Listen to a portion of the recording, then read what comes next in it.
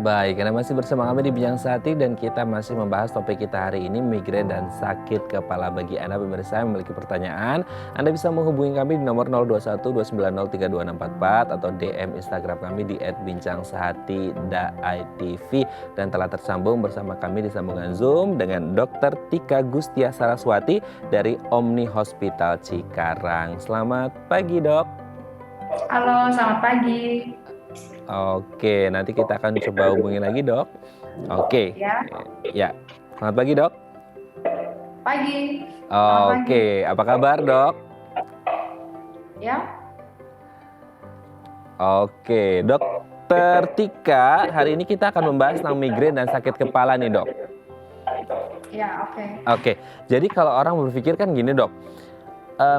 Kayaknya sama aja nih antara sakit kepala gitu ya, atau pusing, atau migrain seperti itu. Nah, sebenarnya sakit kepala dan pusing ini cuma beda kata aja atau sebenarnya ada beda gitu, Dok?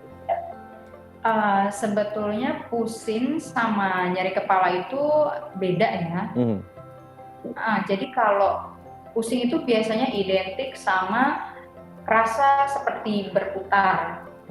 Atau bisa disebut kayaknya orang awam tuh sering bilang, dok kepala saya kelayangan gitu kan, kayak muter gitu. Tapi kalau sakit kepala itu dia biasanya bisa menunjukkan, dok saya sakit nih di sebelah kanan atau sebelah kiri atau di tengkuk saya kayak gitu. Tapi kalau pusing jarang orang bisa menunjukkan letak nyerinya. Biasanya pokoknya semua kepala saya pusing, dok, gitu. Oke. Tapi kalau berbicara tentang sakit kepalanya sendiri ini ada jenis-jenisnya nggak sih, Dok? Maksudnya jenis sakit kepala yang seperti ini gitu. Kalau nyeri kepala biasanya ada ya. Kita jenis-jenisnya itu sebetulnya cukup banyak. Cuma yang paling sering terjadi di masyarakat, terutama di Indonesia itu ada 3 nih yang paling besar. Yang pertama itu ada migrain, itu nomor 1. Kemudian ada tension type headache atau biasa disebut TTH, sama cluster headache. Itu yang paling sering sih, jenis-jenis sakit kepalanya. Oke. Lalu dengan yang dimaksud dengan migrain ini sendiri apa ya, Dok ya? Migrain ya. Oke, jadi kalau migrain itu biasanya umumnya dikategorikan sebagai nyeri kepala yang bersifat unilateral atau sebelah biasanya. Pokoknya kalau orang-orang ngerasa sakit kepala sebelah, pasti mereka tahu itu mereka kena migrain gitu. Nah, tapi sebetulnya arti dari migrain itu ya memang nyeri kepala yang terjadi biasanya dia sifatnya unilateral atau sebelah, bisa di kanan, bisa di kiri, terus dia itu sifatnya berdenyut atau nyut-nyutan. Kadang-kadang pasien bisa mengeluh disertai mual atau bahkan sampai muntah. Terus bisa juga dia jadi tambah sakit kalau kena silau cahaya atau suara-suara bising yang keras. Gitu. Oke. Faktor risiko apa aja sih, Dok, yang kemudian bisa menyebabkan orang mengalami migrain? Faktor risikonya sih cukup banyak ya. Untuk migrain sebetulnya sama seperti sakit kepala yang lain. Yang paling sering itu biasanya faktor stres ya, itu nomor 1. Jadi biasanya ya memang kalau tingkat stres tinggi atau pikirannya itu banyak, itu bisa menyebabkan nyeri kepala atau migrain ya tepatnya. Kemudian kurang istirahat, tidurnya kurang, itu juga bisa menyebabkan migrain. Terus migrain itu pada wanita ada juga yang bisa disebabkan karena menstruasi. Jadi pada saat menstruasi ini biasanya cewek-cewek selain sakit perutnya, bisa juga mereka mengalami ya pegal-pegal di badan, terus migrain juga seperti itu. Yang lainnya bisa ya karena faktor makanan, mungkin konsumsi alkohol berlebih, merokok. Nah, seperti itu sih faktor-faktor pencetusnya migrain. Oke, tapi kalau dari faktor risiko yang banyak itu nih, Dok, maksudnya ada nggak sih faktor risiko salah satunya itu di genetik gitu? Ketika orang tuanya punya riwayat migrain gitu, maka otomatis ke anaknya juga bisa nurun, atau seberapa besar potensi atau risikonya ketika anaknya ini juga dilahirkan dari orang tua dengan migrain seperti itu? Kalau misalkan genetik itu memang betul ya, memang migrain itu bisa berkaitan dengan genetik. Jadi klasifikasi migrain itu kalau kita tahu ada yang namanya FHM. Jadi familial hemiplegic headache. Jadi memang migrain ini bisa diturunkan seperti itu. Cuma memang sampai saat ini serotype genetiknya itu belum diketahui nih, maksudnya gen apa atau gen nomor berapa. Cuma memang bisa diturunkan biasanya salah satu di anggota keluarga, di keturunan pertama atau kedua. Misalnya bisa kakeknya nih migrain gitu kan, nah nanti anaknya kena migrain, atau mungkin kalau anaknya nggak kena migrain di cucunya. Jadi biasanya terjadi di keturunan pertama atau keturunan kedua, genetiknya itu diwariskan. Oh, oke. Tapi sebenarnya ketika ada potensi genetik gitu, berarti kan memang ada risiko untuk si anaknya sendiri. Tapi kalau berbicara tentang migrainnya itu sendiri gitu, Dok, sebenarnya sensasi seperti apa sih yang dirasakan oleh orang yang mengalami migrain gitu? Apakah kemudian kalau sakit kepala kan dia agak menyeluruh gitu ya, Dok ya? Tapi kalau migrain ini sendiri sensasinya seperti apa? Sensasinya? Iya. Oh, oke. Biasanya kalau migrain itu kan kita bisa bagi dua ya sebetulnya. Kategorinya ada yang tanpa aura sama yang dengan aura gitu. Nah, kalau tanpa aura itu jadi perasaan-perasaan atau gejala yang timbul sebelum migrain itu muncul. Itu disebut aura. Nah, kalau misalnya migrain yang tanpa aura, jadi orang itu tiba-tiba aja sakit kepala sebelah tanpa merasa apa-apa.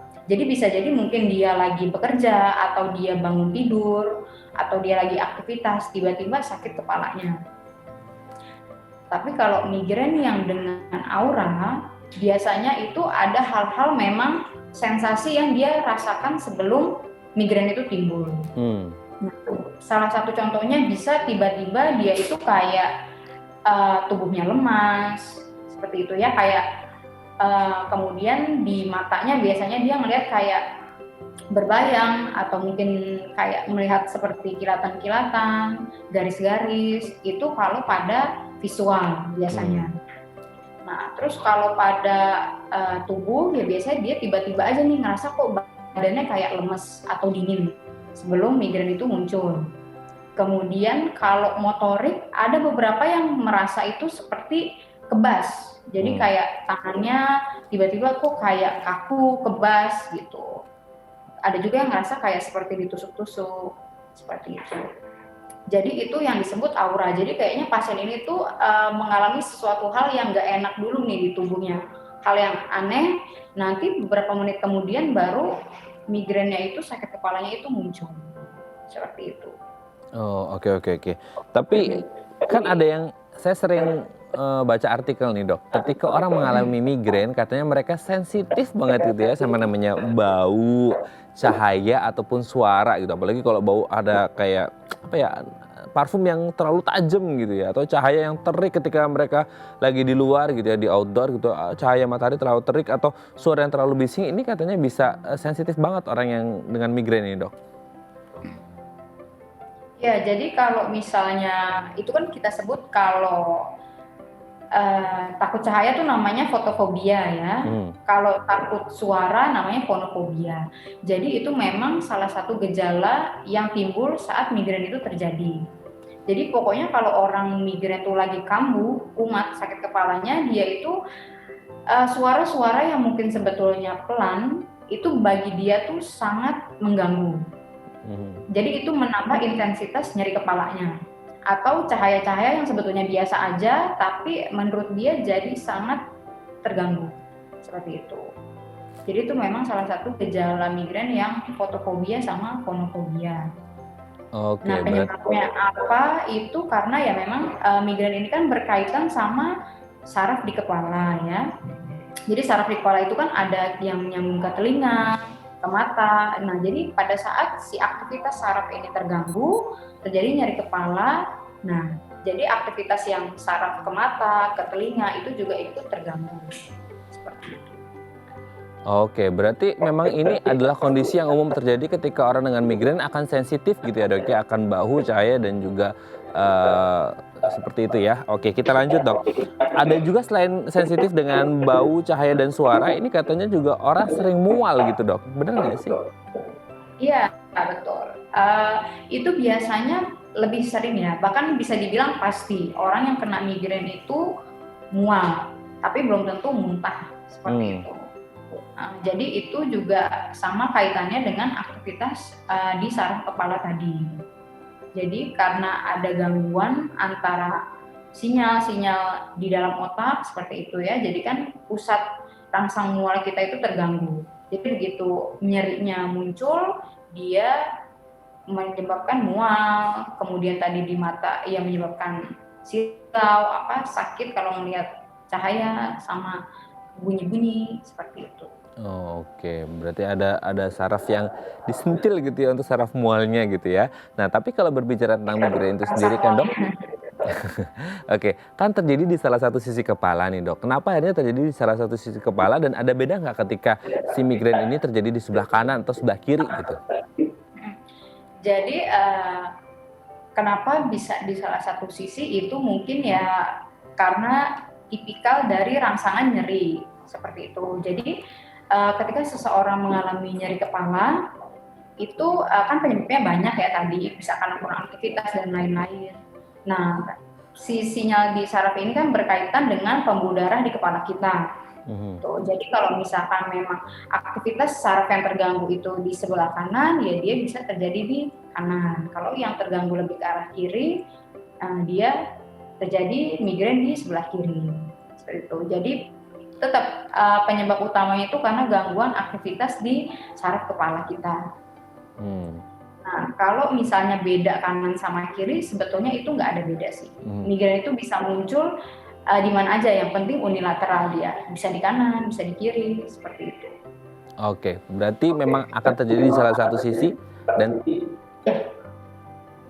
dan tidak ada beda gitu ya, terjadinya sebelah kanan atau sebelah kiri. Oke dok, nanti kita akan lanjut lagi membahas bagaimana sih cara mencegah dan juga mengobati kalau kita lagi migrain gitu ya. Karena kan sangat menyiksa banget untuk mereka yang mengalami migrain. Baik pemirsa, bagi Anda yang memiliki pertanyaan, Anda bisa menghubungi kami di nomor 021 290 3244 atau DM Instagram kami di @bincangsaati.tv. Kami akan segera kembali.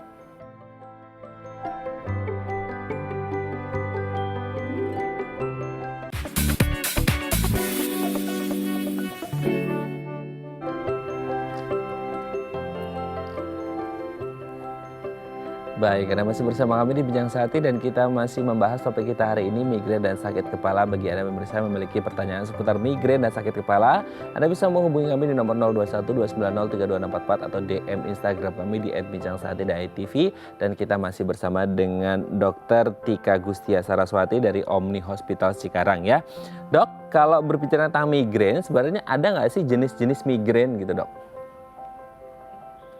Jenis-jenis migrain cukup banyak ya. Jenisnya itu banyak. Cuma biasanya yang sering kita infokan ke masyarakat atau ke pasien-pasien itu ada 2 jenis yang paling sering terjadi untuk migrain. Jadi yang pertama itu migrain tanpa aura sama migrain dengan aura seperti itu. Nah, jenis migrain yang dengan aura ini cukup banyak. Bisa yang tadi familial migrain itu ya, yang migrain diturunkan herediter itu. Kemudian bisa juga ya migrain karena batang otak dan lain-lain. Nah, kalau misalnya kita jelasin tentang 2 yang paling sering aja ya untuk migrainnya. Jenis yang pertama itu untuk migrain tanpa aura. Jadi tanpa aura itu jadi dia nyeri kepala bersifat sebelah atau unilateral dan biasanya berdenyut. Nah, migrain ini paling sering terjadi sekitar 4 jam sampai 72 jam. Memang ya termasuk salah satu nyeri kepala yang cukup menderita ya kalau lagi serangannya itu kambuh. Karena bisa sampai 3 hari 72 jam bila pasien itu tidak diobati dengan baik. Kemudian dia juga bisa menyebabkan mual, muntah, terus ya sensitif sama rangsangan cahaya, suara sama bau-bau gitu. Itu yang pertama, migrain tanpa aura. Kemudian kalau migrain yang dengan aura itu biasanya migrain yang terjadi dengan diikuti tanda-tanda tertentu sebelum terjadinya migrain. Nah, yang pertama itu dari visual. Jadi visual itu biasanya pasien ini merasa lagi diem atau mungkin melamun gitu ya. Tiba-tiba di matanya itu dia melihat seperti kilatan-kilatan cahaya. Atau mungkin kayak melihat titik-titik berbayang sama garis-garis. Itu yang disebut aura visual. Kemudian untuk aura sensorik, biasanya pasien itu merasa kayak badannya itu tiba-tiba lemas gitu ya. Bahkan ada beberapa yang tiba-tiba keluar keringat dingin. Rasanya mungkin bisa jadi kayak hampir mau pingsan ya. Untuk orang yang pernah pingsan mungkin dia tahu rasanya. Jadi tiba-tiba badannya lemas, merasa melayang, keringat dingin.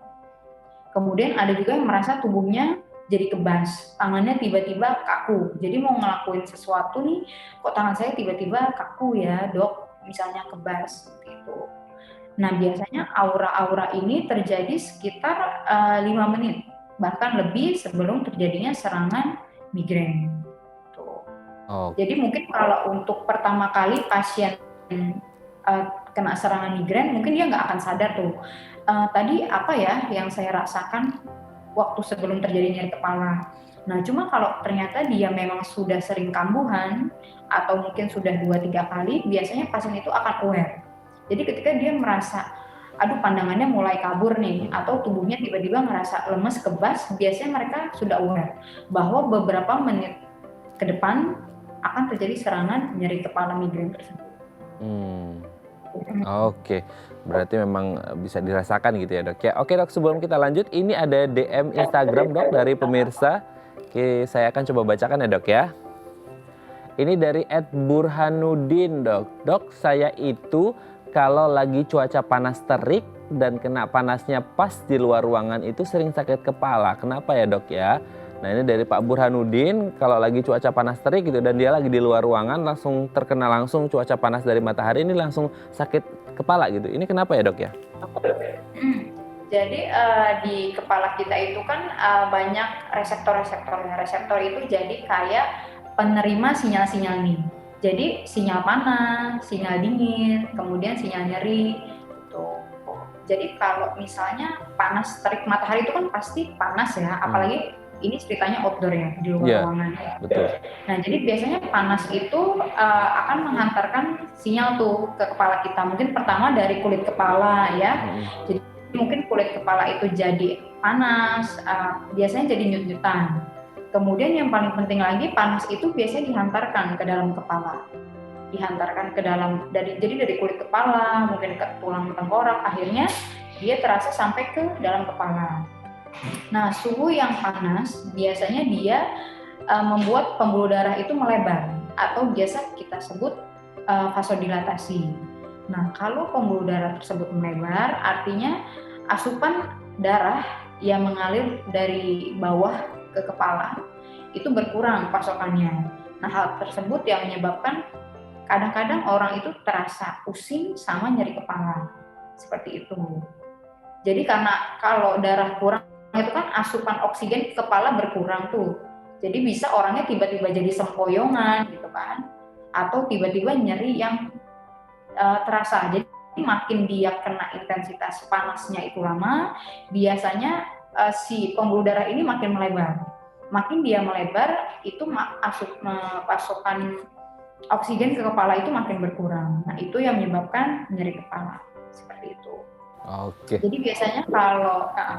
biasanya kalau memang pencetus nyeri kepalanya itu karena suhu, biasanya sih dia kadang-kadang cukup kita masuk ke ruangan ya, mungkin yang dingin atau ber-AC, itu nanti nyeri kepalanya akan reda sendiri. seperti itu. Oke, semoga ini bisa menjawab pertanyaan dari Pak Burhanuddin ya. Dan semoga tidak sering sakit kepala lagi dan kalau bisa mungkin agak hindari kegiatan di luar ruangan ya. Oke, terima kasih Pak Burhanuddin sudah memberikan pertanyaan. Dok, kita lanjut lagi dok. Kalau dari sisi jenis kelamin dok, maksudnya ada nggak sih jenis kelamin tertentu yang mereka rentan untuk mengalami migrain atau sakit kepala? Tadi kan kalau mungkin secara umum itu stresor karena stres ya. Kalau perempuan mungkin pas lagi menstruasi gitu. Tapi sebenarnya ada nggak satu jenis kelamin tertentu yang dia rentan mengalami migrain atau sakit kepala dan juga range usia sendiri, maksudnya di usia produktif yang mungkin beban kerjaan lebih tinggi ini lebih rentan mengalami migrain. Seperti apa dok? Jadi kalau misalnya untuk dari segi jenis kelamin itu nggak ada patokan tertentu ya, memang lebih banyak laki-laki atau perempuan. Nah, cuma beberapa studi, jadi mungkin beberapa dokter banyak yang melakukan penelitian terhadap kasus migrain ini, memang cenderung lebih tinggi kasusnya itu banyak pada wanita. Seperti itu. Jadi migrain itu bisa kita katakan ya dari segi kasus mungkin lebih banyak pada wanita. Nah, alasannya kenapa? Ya bisa jadi mungkin karena kadang-kadang wanita itu mungkin stresornya bisa jadi lebih banyak, pertama. Kemudian yang kedua tadi, migrain ini sering sekali muncul pada fase-fase menstruasi. Itu kan misalkan tidak terjadi pada pria. Jadi mungkin dari kekambuhan atau terjadinya kasus memang kita lihat lebih banyak pada wanita. Seperti itu. Kalau dari usia, biasanya memang pada fase-fase usia produktif ya, mungkin 20-an sampai 40 tahun, seperti itu. Pada anak-anak biasanya bisa juga terjadi migrain. Pada anak remaja, biasanya anak-anak yang mulai pubertas, usia mungkin belasan tahun, itu bisa mulai terjadi migrain. Tapi kalau untuk anak-anak belasan ke bawah, itu belum ada sih sebetulnya kasusnya. Sama beberapa kasus terjadi di usia lanjut. Oke, tapi ada juga nih dok orang yang bilang, ini nggak tahu benar atau enggak ya dok ya, ketika orang sering ngalamin migrain atau sakit kepala gitu ya dok ya, katanya ada hubungannya dengan penyakit-penyakit berat gitu, salah satunya kayak tumor di kepala atau stroke atau jantung, itu sebenarnya ada hubungan atau enggak sih dok? Kalau misalnya untuk migrain, itu kan nyeri kepala sebelah ya, itu biasanya bisa jadi, bisa juga tidak. Tapi biasanya kita katakan lebih general ke nyeri kepala. Jadi memang kalau nyeri kepala itu bisa jadi disebabkan karena tumor, tapi dia nggak bisa menyebabkan terjadinya tumor. Nah, jadi kan kita tahu kalau tumor itu kan massa ya ibaratnya seperti benjolan seperti itu. Kalau misalkan dia ada di kepala, kan lama-lama memang menekan pembuluh darah, menekan saraf, seperti itu. Jadi kan karena ukuran kepala kita tetap, tapi tumornya yang semakin lama mungkin bertahun-tahun semakin besar.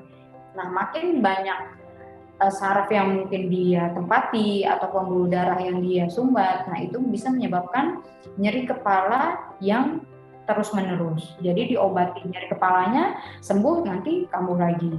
Diobatin kambuh lagi, seperti itu. Oke, dok. Oke.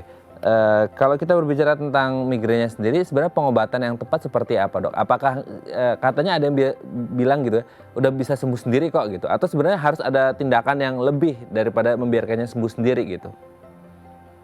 Jadi migrain itu memang bisa ya sembuh sendiri. Makanya onset terjadinya itu biasanya 4-72 jam. Nah, pada beberapa kasus yang ringan atau mungkin dia baru terjadi pertama kali, dia biasanya bisa hilang sendiri. Seperti itu. Nah, tapi kalau misalnya nyerinya hebat sekali, bahkan pasien itu betul-betul sampai muntah-muntah atau kayak nggak bisa sama sekali melek ya, buka mata karena saking silaunya melihat cahaya atau bising, itu biasanya perlu kita lakukan pengobatan. Nah, jadi mungkin biasanya lebih pasien yang tahu. Jadi ketika terjadi serangan migrain ini, saya merasa kepalanya sebelah sakit, nyut-nyutan. Nah, kalau memang dirasa dia masih bisa menghandle rasa nyerinya, masih bisa beraktivitas dengan nyeri tersebut, biasanya migrain bisa hilang sendiri. Nah, tapi kalau ada beberapa pasien yang mungkin pada saat serangan tuh betul-betul nggak bisa bekerja sama sekali, nggak bisa aktivitas, nah itu berarti memang dia harus segera berobat atau minum obat. Mana-mana yang kemungkinan bisa sembuh sendiri atau mana yang harus segera periksa ke dokter dan melakukan perawatan dan juga pengobatan. Oke dok, di segmen terakhir nanti kita akan membahas beberapa tips sederhana yang bisa kita lakukan untuk meminimalkan terjadinya namanya migrain atau sakit kepala. Baik pemirsa, bagi Anda yang memiliki pertanyaan, Anda bisa menghubungi kami di nomor 021 290 32644 atau DM Instagram kami di @bincangsehat.tv. Kami akan segera kembali.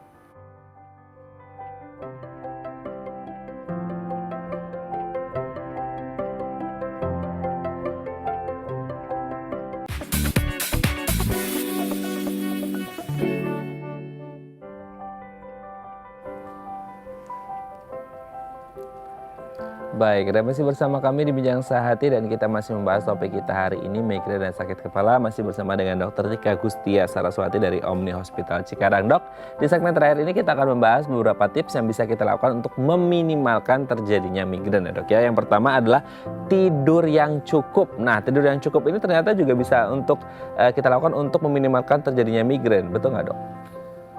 Ya, betul banget. Ya, maksudnya gimana dok? Maksudnya kayak tidur yang cukup ternyata bisa meminimalkan risiko terjadinya migrain gitu ya? Jadi yang tadi kita sudah bicara ya di cerita sebelumnya bahwa istirahat yang kurang atau tidur yang kurang itu bisa menyebabkan migrain. Jadi kalau misalnya ya masyarakat semua bisa tidur teratur, teratur itu maksudnya nggak perlu banyak ya. Karena kita tahu manusia dewasa produktif itu kan kita kadang-kadang bekerja lembur ya, jadi memang itu tidur itu harus cukup. Cukup itu ya biasanya kalau orang dewasa itu 5 sampai 6 jam per hari itu cukup. Gitu. Cuma tetap harus rutin dilakukan setiap hari. Jadi nggak bisa tidurnya berubah-ubah. Kayak hari ini tidurnya banyak, besok cuma 2 jam, besoknya lagi banyak, itu tetap sebanyak apapun dia tidur, dia bisa muncul migrainnya. Jadi yang dimaksud istirahat yang cukup adalah istirahat teratur dengan ritme jam yang sama secara terus-menerus setiap hari. Seperti itu. Oke, berarti nggak boleh dirapel gitu ya bahasanya ya? Ya, jangan hari ini sejam terus habis itu langsung hibernasi 10 jam. Itu kebanyakan juga nggak bagus. Tapi kalau untuk yang mereka kerjanya shift nih dok, misal sehari kan ada 3 shift gitu ya. Jadi kayak beda-beda itu masih oke nggak sih asalkan jumlah jam tidurnya sama gitu atau gimana?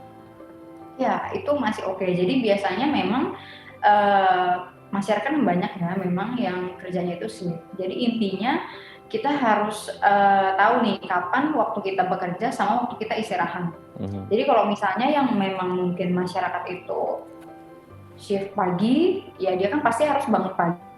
Jadi dan pulang ke rumah pasti kan lebih cepat. Nah itu dia bisa tidur malam normal. Nah beberapa orang yang mungkin ada shift sore atau malam, itu kan berarti kerjanya dari malam ke pagi. Berarti ya paginya, siangnya itu dia harus tidur dulu. Jangan siangnya itu dia melek aktivitas, habis itu malamnya dia kerja sampai pagi, nah itu nggak betul. Jadi intinya kalau shift pagi ya kita aktivitas, kemudian kita istirahat.